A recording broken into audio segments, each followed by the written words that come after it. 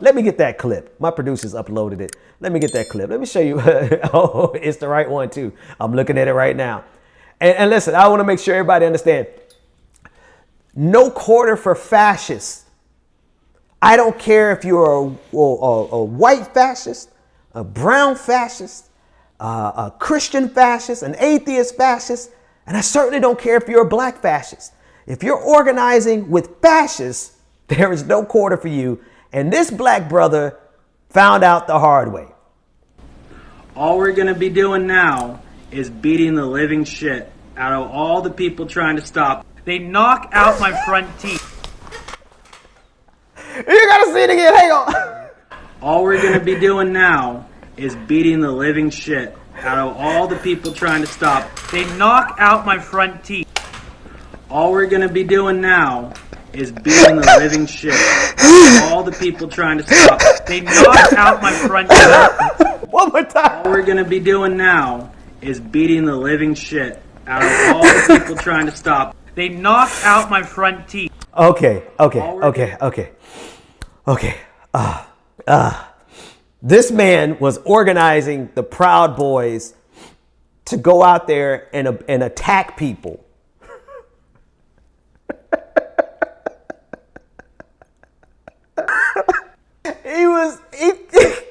He was so proud that he organized these fascists to go out there.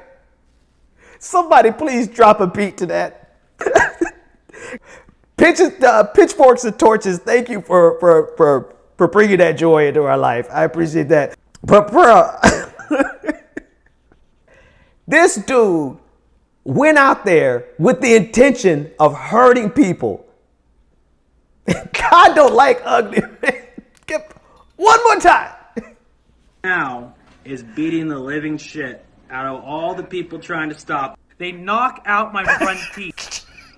All we're going to be doing now is beating the living shit out of all the people trying to stop. They knock out my front teeth. All we're going to be doing now is... All we're going to be doing now is they knocked out my front teeth. Oh, man. Listen. Oh, man. Thank you, man. Thank you, torches and pitchforks. Don't organize with fascist people. That's the moral of the story.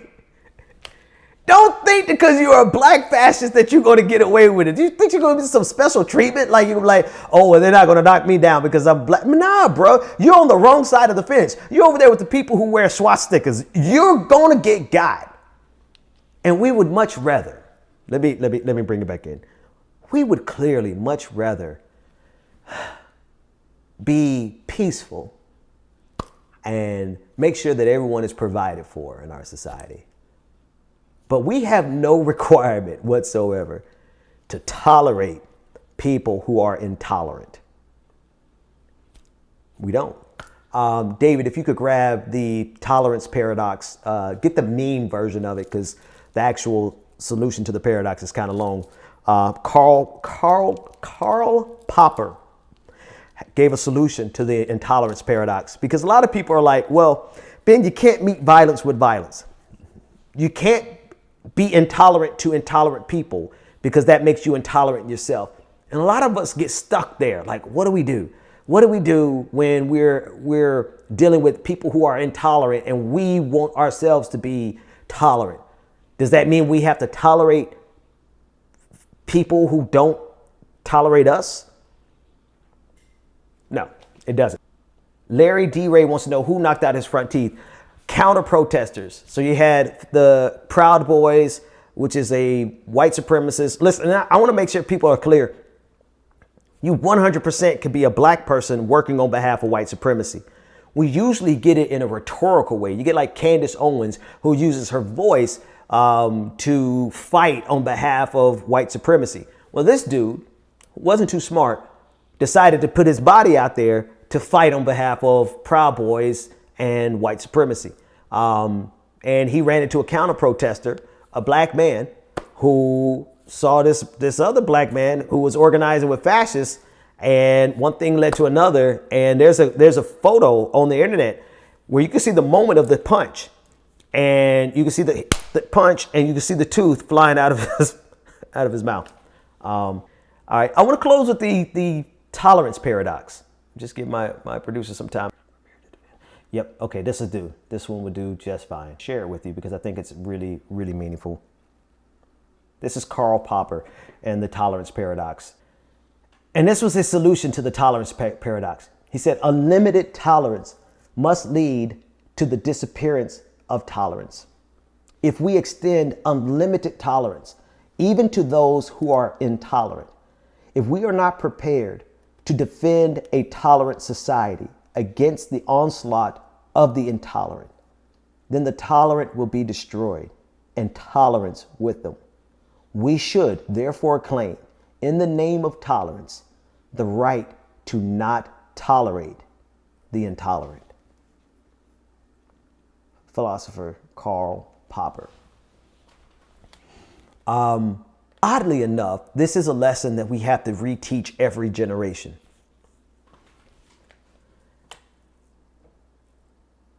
For two reasons. First, because within us, ourselves, we don't want to use violence. We don't want to use deplatforming. We don't want to use silencing of a particular group. We don't want to engage in those practices because we fear that engaging in those practices will inevitably lead to blowback that will bring violence, right? Intolerance will bring even more intolerance. We have this natural inclination in us to not want to use those devices to obtain and maintain power. The second reason we have to teach this in every generation is because one of the number one tools that they use against us is our natural inclination towards being tolerant. The best example I can give you is a podcast between white supremacist Richard Spencer, and I don't know who the other guy was. I did a show on it some years back, and I'll try to find the clip between tonight and tomorrow. But in that conversation, they were discussing whether or not they actually believe in freedom of speech. And they just very candidly admitted that they believe in freedom of speech to the extent that they can use the freedom of speech to gain power and take freedom of speech away from everyone else. They said it very directly.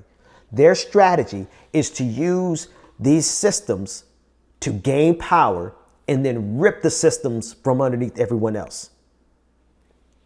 To me, that's the best example of what happens when we are pushed into a scenario where we feel like we have to be tolerant of intolerant people.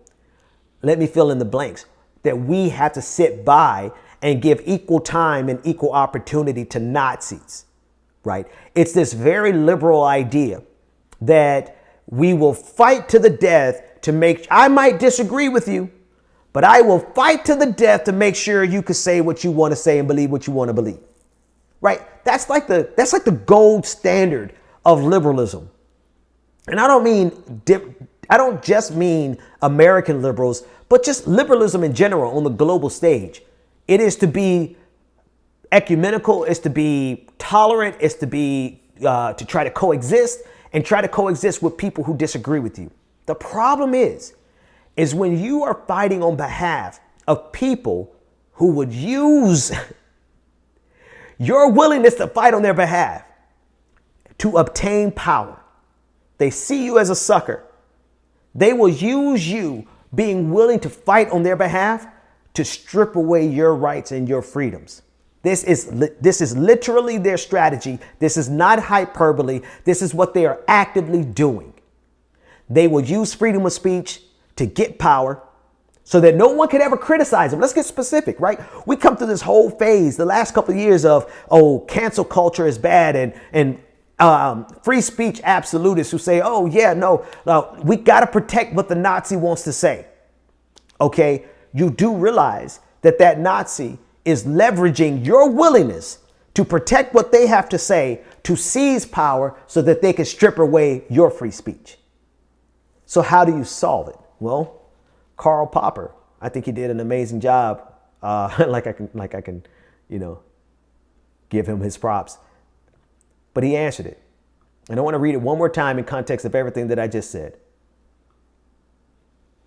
He said, the unlimited tolerance, I want to switch a word here, inevitably leads to the disappearance of tolerance. Unlimited tolerance inevitably leads to the disappearance of tolerance.